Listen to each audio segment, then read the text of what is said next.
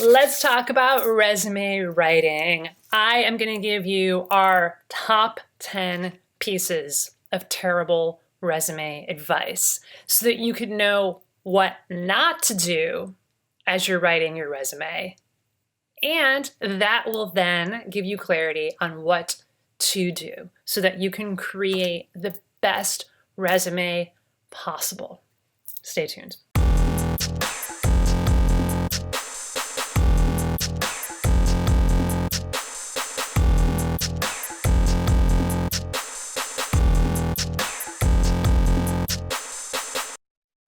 All right, so it is very rare that we focus on something so specific as like resume writing, but that's what we're going to do today because I know that many of you who are listening are either in the process of wanting to revamp your resume because you're on the job market, or you know you might be on the job market sometime in the future, or you know that, hey, maybe you love your job right now but it's like, you know what, I want to keep my resume up to date.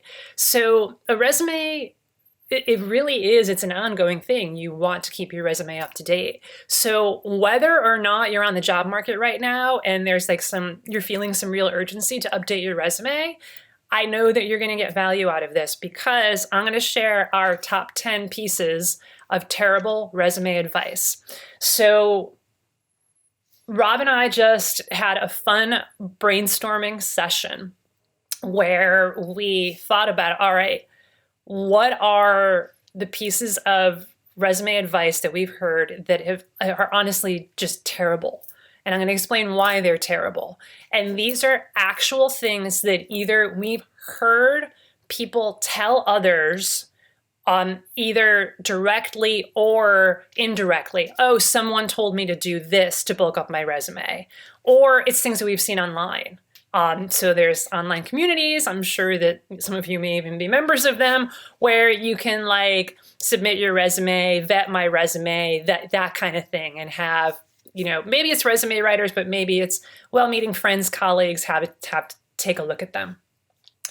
And so I'm going to point out the bad advice, but even more importantly for each of them, I'm going to point out why it's bad advice so that you can then change your strategy here. Every single one of these is terrible advice because the strategy underneath it is just going to lead to failure, or it shows some sort of kink in the armor, right? That if you follow any of these tactics, these bad advice, almost all of these pieces of bad advice are around tactical things to change or add in your resume, that if you take a look underneath it, the strategy is just building a house of cards, and the strategy is just kind of wonky.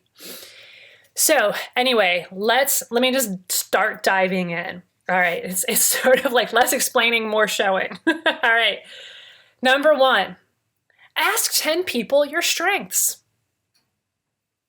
How do I know? How do I bulk up my resume? How do I know what to put in there? How do I, know what skills and outcomes and actions to highlight in my resume? Ask 10 people, what are my strengths?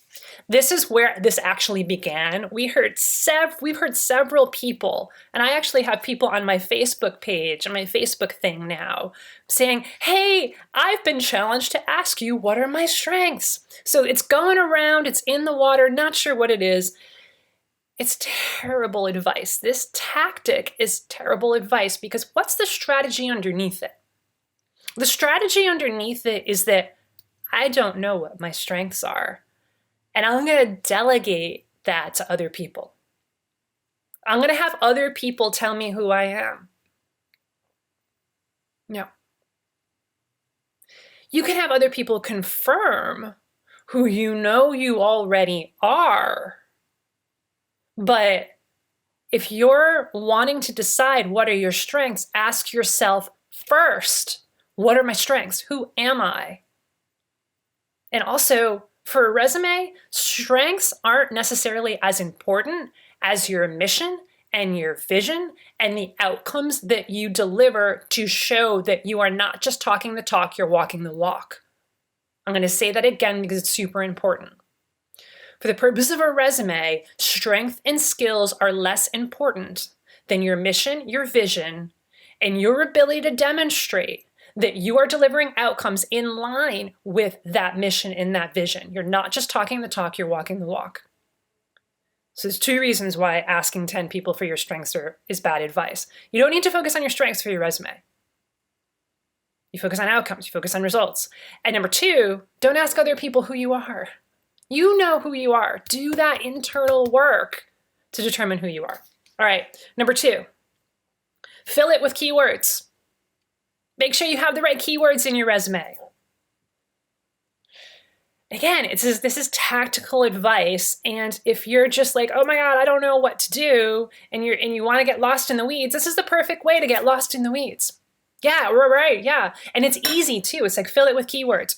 In other words, keyword match, right? Take a look at the job ad.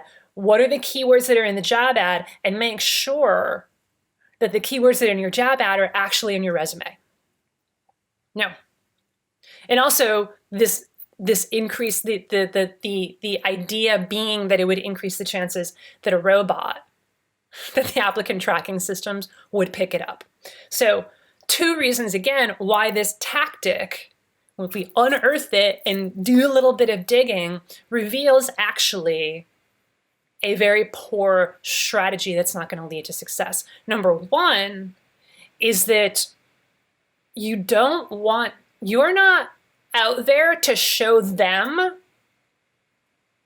I want to phrase this. It's a nuanced thing, and I want to phrase it properly.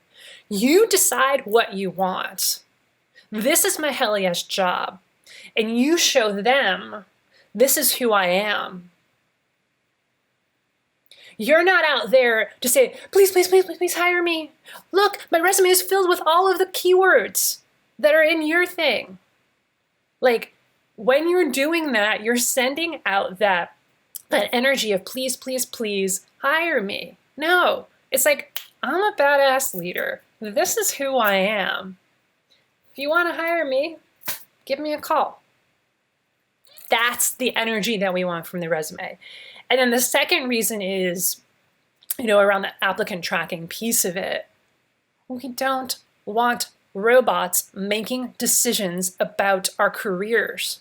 Why would you leave applicant tracking systems to decide on your career? You don't. So it reveals that you're not networking. If you're so worried about applicant tracking systems, that means deep down, you're either you're scared or you're just avoiding the real work that it requires to land a new job, which is networking and having real conversations with humans. And we say this with love to our clients many times. When you follow our system for landing your hell yes job, applicant tracking systems are not even a thing, because it's humans you're interacting with, not algorithms or robots. Number 3, bad advice. Hire a resume writer. Now, I'm going to put an asterisk next to this, because resume writers can be helpful. We help our clients write resumes. That's part of the work that we do with every single one of our clients, regardless of if they're on the job market or not. It's that important. It's actually why we're talking about it. So I'm not going to say that hiring a resume writer full stop is bad advice. But if you are not clear what you want and what your hell yes job is, then hiring a resume writer is bad advice, because then essentially you're delegating your career decision making and your mission building to that resume writer. You're basically saying, I don't know what I want, so just write my resume. And so then it's up to them to build, and they're going to ask you some questions. A good resume writer is going to ask you some questions. They may even tell you to ask 10 people what your strengths are. Again, you're delegating this important decision making to other people, because you're scared of, you don't want to do the sometimes uncomfortable self-analysis work of, what do I really want? Who am I really? What is my mission? What is my vision? What is the impact that I've made? You're delegating that to other people. So if you're not clear on what you want, who you are, why you're such an amazing, badass technical leader, do not hire a resume writer. Number 4. 4 and 5 are related to one another, so we'll do them both together. So number 4 is anyone who might encourage excessive storytelling. Make sure you have this whole paragraph and get into all of the details about what you did in that project. That's terrible advice. Also terrible advice is anyone who encourages you to do not enough storytelling. We actually saw this in a sort of a resume writing online community where someone said, make sure every bullet point is a one-liner. Make them concise as possible. One line for every bullet point. Sometimes we need 2 or 3 lines for a bullet point, right? So it's like, make sure that you are the what to do. So what you want to avoid is excessive storytelling or not enough storytelling. What you want to do is just the right amount of storytelling. It's like that Goldilocks zone. It's like not too much, not too little. You do want to build a context. You do want to build the story of you as a badass tech leader. You want to do that, but you don't want to do it so much that people are going to get lost when they're reading it. Number 6, change the font. I don't like the font. Or similar kinds of in the weeds formatting kind of feedback. Right? Like, oh, I think you should add an extra space there, or, stuff like that. Like, when people are giving you that kind of advice, especially early on in the resume writing process, and actually, I don't think I've ever told a client to change the font, especially because we give templates and things like that. So it's easy for our clients to get that stuff right because we offer, just use this as a template and change the words kind of thing. But if you give your resume to anyone and among their first feedback is change the font, run away, run far away, thank them, and then run far away and, do the work on your own or find someone who's actually an expert to help you with this because they're not thinking big enough. They're not thinking broad enough. You need to think big and broad for your resume. It is going to totally derail your chances of creating a badass resume if you're over-focusing on things like the font and the font size and like the formatting of it. It's like pick a template, go with it, right? Like make it easy. It should take up like literally 1% of your brain power, like choosing the font and the formatting for your resume. That's like the least important thing. Yes, it does need to look professional. Of course, that's obvious. But beyond that, what's more important is what the words say. And the energy and the power and the confidence and the results behind the words. And yes, a little bit of storytelling as well. So change the font is terrible, terrible resume advice. Number 7. Oh, this is related to formatting and stuff. Make sure you optimize the formatting for applicant tracking systems. For the same reasons I just said, and also for the same reasons when I was talking about the fill it with keywords. Because when you do this right and when you do it well, you don't have to worry about applicant tracking systems or robots or any of that. Because you're interacting with humans. You don't want to optimize your resume for an applicant tracking system or an algorithm. You want to optimize your resume for a human to read it. Because when you do this right, you're interacting with humans. There's no virtual pile that it can get lost in. And also when you do this right, by the way, your resume is a bit of an afterthought. It's required. In this day and age, it's still required. We still have yet to hear tell of someone going on the job market where a resume isn't required. Although there may be a point in the future. We'll see. But you're having conversations, you're networking, you're talking with people. And it's like, oh yeah, cool, let's get him in for an interview. Oh, by the way, let's make sure that he submits his resume to HR. That's the way that it happens a lot of times, and I want to even say most times with our clients, where it's kind of like an afterthought. It's not, I submit my resume and I cross my fingers and I say, oh, I hope I get the job. It's you have the conversations and you network and you move the conversations forward, and then, oh, by the way, Sally over in HR needs your resume. Right? You still need it. It still needs to look good. And it's like the cherry on top. It's not the cake. The cake, the eggs and the flour and the sugar of being on the job market is having those conversations with real humans. So do not focus on formatting and optimizing the formatting for applicant tracking systems. Optimize the formatting for a human to read it and to read it easily. Number 8, insert a skills block. We actually saw this again on one of the resume communities. Someone is so passionate about this in the particular resume community that they're copy pasting into every single one. Make sure you insert a skills block. You know what I'm talking about? It's like a columns of here's my skills. It might take up a half a page, a third of a page. Here's a list, here's some bullet points in column format, maybe 2 or 3 columns of all my skills. You are a badass technical leader with years of experience.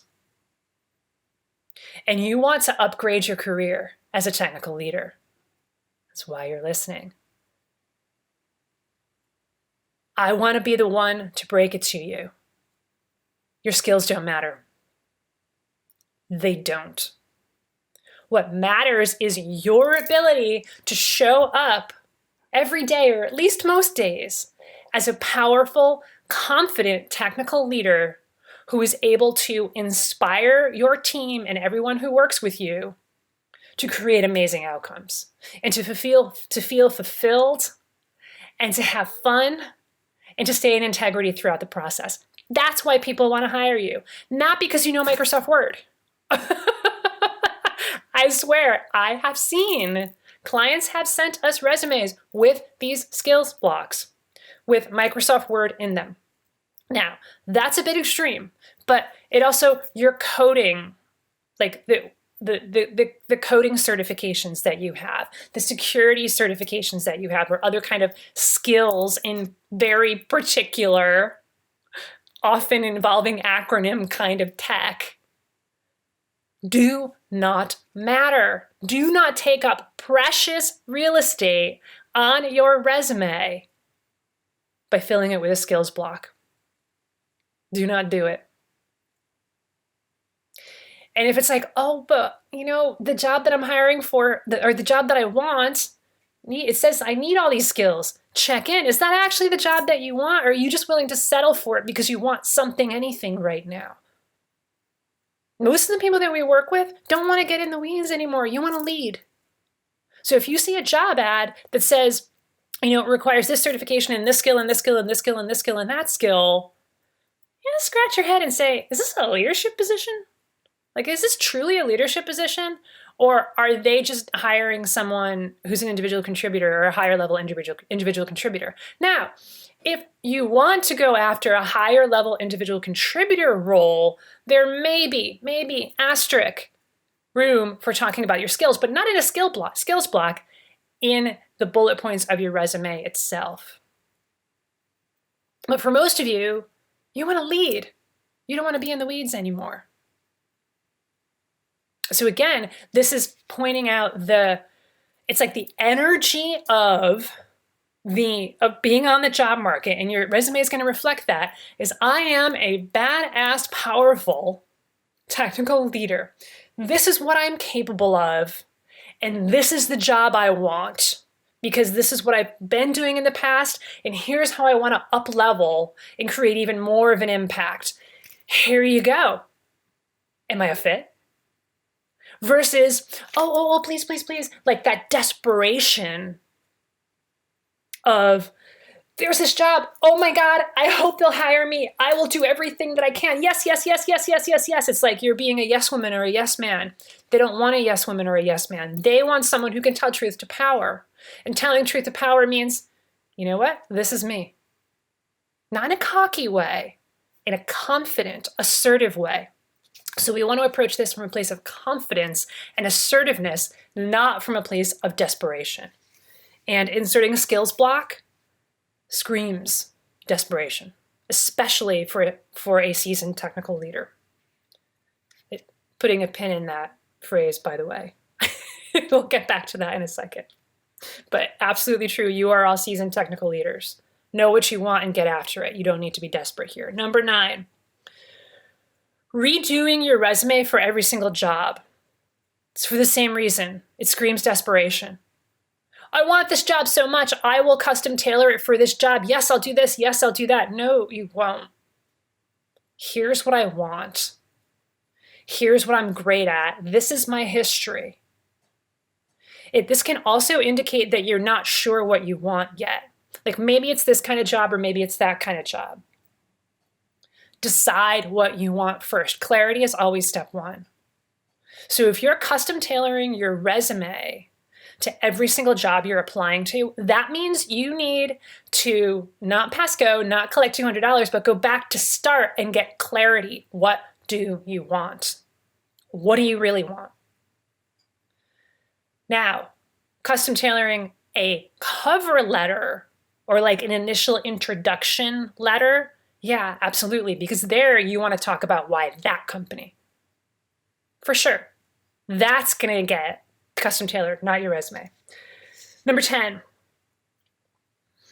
adding a summary with boilerplate language like seasoned technical or seasoned engineering leader.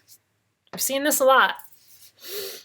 People front and center at the top of their resume have a block of boilerplate text that has the words seasoned engineering leader, seasoned technical leader. If you have it right now, delete it. If you're a client who's about to submit a resume who has a block like that, delete it. It's laziness. Because it does not show the real you.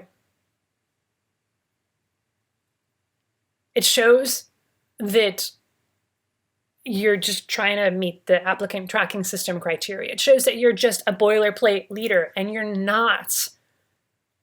We want the real you to shine in your resume.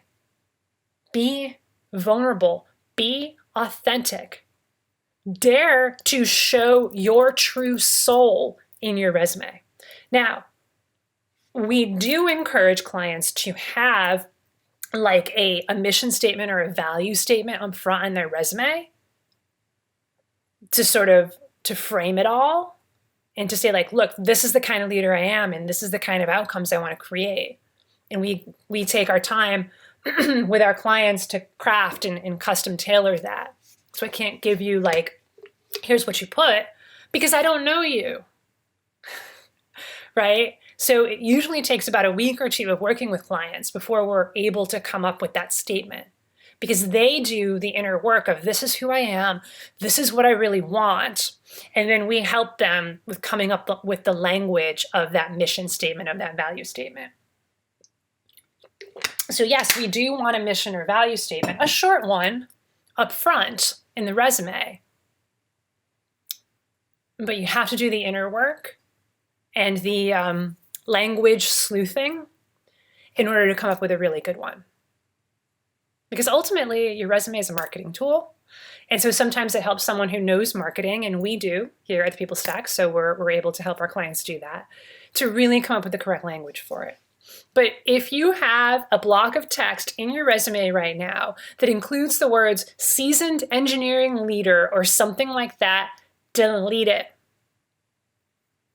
Of course you're a seasoned engineering leader or a seasoned technical leader. They know that already. Don't waste valuable real estate on telling them things that they already know. Again, you're optimizing this for a human, not the applicant tracking systems. All right, What I want you to do now, what I encourage you to do, what I challenge you to do right now is for yourself, write down what were your key distinctions, your key learnings, your key aha points from this podcast. I want you to write them down for yourself in a journal, on a sticky note, whatever it is. And then below those distinctions, I want you to write your commitments, action steps. What are your next action steps?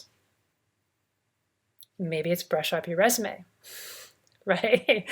Maybe it's, rewrite some of the bullet points. Maybe it's delete that block of skills and replace it with a few really powerful bullet points. I want you to capture that so that this doesn't just kind of wither away into the ether and become nothing. I want you to really get something out of this. And for those of you who want more help, not just with your resume. We're not technically resume writers here at the People Stack because that's not only what we do. It's part of what you do, of what we do. If listening to this has helped you to realize that you need help not just with your resume, but with your whole career strategy of the way that you look at and think about who you are as a technical leader and how you want to upgrade your career. If you realize you need more help and you want to find out if it's a fit to work together, then the best way to do that is to book a call with us. It's all about the conversations. Robots don't make decisions here at the People Stack. So the best way to find out if it's a fit to work together is to book a call with us. thepeoplestack.com/book. thepeoplestack.com/BOOK.